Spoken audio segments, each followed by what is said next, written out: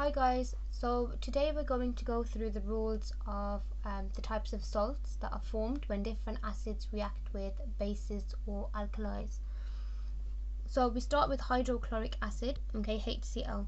So I'm going to write HCl just to make it easier for me in this process. If you react hydrochloric acid with a base or salt, it will lead to the formation of a chloride salt. Okay, and if you react nitric acid HNO3 with a alkali or base, it will lead to the formation of a nitrate salt. And finally, if you react sulfuric acid, which is H2SO4, it will form a sulfate salt. Okay, so this will help you in the naming of your salts, and it will help make that process a little bit easier. So in this first example, we're going to look at the reaction between a very common lab acid, hydrochloric acid, and a very common lab alkali, sodium hydroxide, which leads to the formation of sodium chloride. So you can see here, this is the name of my chloride salt and water. Okay, so the formula of hydrochloric acid is HCl.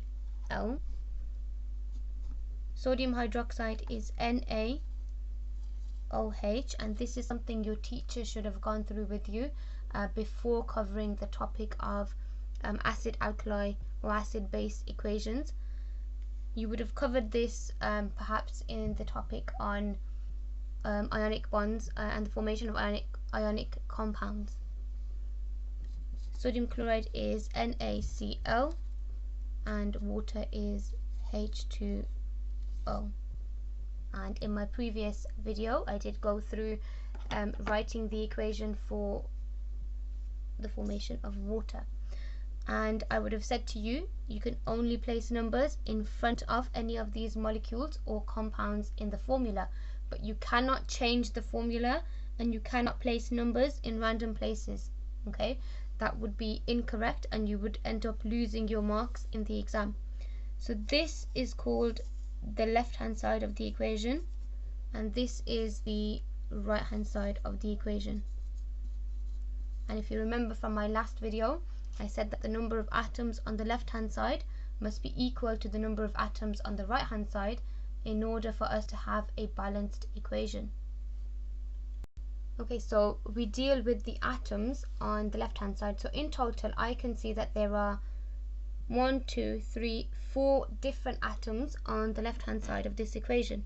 So I have hydrogen atoms, chlorine atoms, sodium atoms, and oxygen atom. Okay, so I need to look at my equation and work out how many of these atoms I have on this side of the equation. So in terms of hydrogens, I've got 1 hydrogen here and 1 hydrogen here. So that means I have a total of 2 hydrogen atoms. Okay, then I deal with the chlorine atoms, and I can see from this formula I only have 1 chlorine atom. Next we deal with the sodium atoms, and we have 1 sodium atom on the left hand side. And finally we also have 1 oxygen atom on the left hand side of the equation. We deal with the atoms on the right hand side in exactly the same order. This will just help and make it easier for us to see if our equation is balanced, if we have equal numbers of atoms on both sides or not, and then what we need to do in the next stage. So the first one is hydrogen, so let's look at how many hydrogens we have in total. So on this side I can see that we have a 2 subscripted to the hydrogen, so I know that there are 2 hydrogen atoms in this formula. If I look at this part of the equation, I can see there's 1 chlorine atom as well, there is 1 sodium atom, and there is 1 oxygen atom. So let's have a look, and we can see our hydrogens are balanced, chlorines are balanced. So this equation is a balanced equation. Okay, there was no need to write any numbers in front of any of these molecules or compounds here, as the equation was already balanced once we wrote out all of those formulas. Okay, so your task now is to pause the video and have a go at writing the balanced equation for the reaction between hydrochloric acid and calcium oxide to form calcium chloride and water. Okay, so you should have had a go at writing the balanced equation here. I'm going to talk you through it again, and we'll write the full balanced equation using the method that I've shown you. So hydrochloric acid, as we know, is HCl.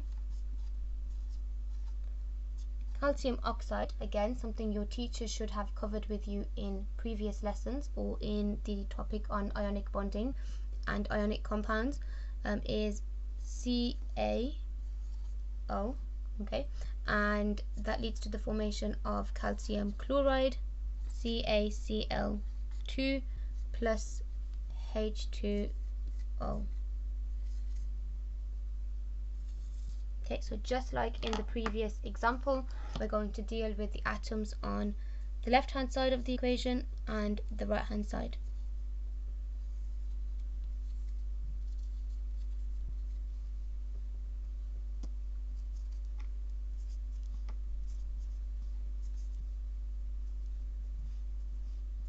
Okay, so I can see from the left hand side of this equation that I have one hydrogen atom on this side, I have one chlorine as well, and then I have one Ca. Now, something to point out over here is sometimes students confuse this formula Ca, okay? They completely misread it and think that this C represents carbon, okay? Something that you need to be aware of and ensure that it doesn't happen when you're writing out the balanced equation for these reactions. This entire symbol represents calcium, and then finally there is one oxygen on the left hand side. Okay, so we deal with it in exactly the same way and same order on the right hand side as stated previously, and let's see if this equation is balanced or not. So I've got two hydrogens, okay, H2, two hydrogens present on the right. I've also got two chlorines on the right as well, okay, so Cl2. Again, another thing to point out, okay, is that this is the symbol for chlorine, okay. Some students, okay, will confuse this and think that this C represents carbon and this I represents iodine, and then they'll create an additional atom that doesn't exist in the formula. Okay, so read the questions carefully and make sure you understand your periodic tables. So this is the symbol for chlorine, Cl. In my equation, I've got one calcium atom and then finally one oxygen atom. So automatically when I look at this equation, okay, I can see that the hydrogen and the chlorines are not balanced, but the calcium and the oxygens are balanced, okay, on both sides of the equation. So going back to my previous videos and what I've said to you earlier on, you can only place a number at the front of the molecule or compound. Okay, you cannot place numbers in between formulae. That would be incorrect, and it would be an incorrect representation of the substance. So if I look at the left hand side, I've got half as many hydrogens and chlorines on this side of the equation than on the right. So the question I ask myself, okay, is what do I multiply this? So I've got one of each element here, okay, what do I multiply it by to get twice as many? Well, it's 2. So you place the number 2 in front of the entire substance, and that will double the amounts of these elements. Okay, so 2 times 1 hydrogen is 2, and also we multiply the amount of chlorine as well, so 2 times 1 chlorine atoms is also 2. So now we look at our equation again and we see that it is now a balanced equation. So we have equal numbers of atoms on the left and the right hand side of our equation. Okay, so if you had a go at the last equation and you feel confident, have a go at this task now. So here you don't have a word equation. This is something you're going to have to construct by yourself. So write the balanced equation for the reaction between hydrochloric acid and calcium carbonate to produce a salt, water, and one other product. So in this question, they haven't given you the name of the salt, so that is something that you will have to work out using your knowledge. It forms water, which they've told you, and one other product, again using your knowledge of the type of base that is being used to react with hydrochloric acid, work out the third product that is formed in this reaction. Pause the video, have a go at this question, and then play the video once you're ready to go through your answer. Okay guys, so you would have had a go at writing out your balanced equation.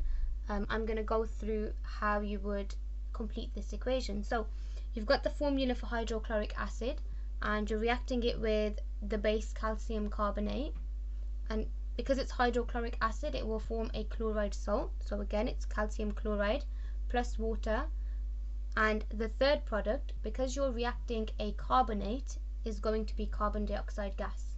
Okay, so now we're going to go through the atoms on both sides of the equation. So on the left, I have 1 hydrogen, 1 chlorine, 1 calcium, 3 oxygens, okay, and I have 1 carbon atom as well, which, as you notice, is very easy to omit, okay, and miss from your equation, but there you have it, okay, live on the camera in essence. Then we go over to the right hand side of the equation, and we've got 2 hydrogen atoms, 2 chlorine atoms, 1 calcium. Now be careful, so you've got 1 oxygen here and 2 oxygens here, so 2 plus 1 is 3, and finally that carbon atom, we have 1, okay, from the carbon dioxide. So we can see, okay, that our oxygens are balanced, so we've got 3 on both sides of the equation. Our carbons are balanced, we've got 1 on each side of the equation, and our calcium is balanced as well. The only thing in this equation that isn't balanced at the moment is the amounts of hydrogen and chlorine. Okay, so again, on the left hand side of my equation, I've got half as many hydrogen and chlorine atoms that I have on the right hand side. So again, just like before, what do we need to multiply this by to get 2? Okay, we've got 1 of each atom at the moment.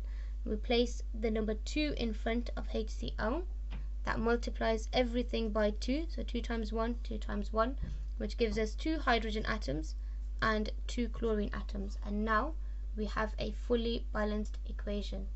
Okay, hope that helps guys, and I apologize about the sun appearing randomly in the video.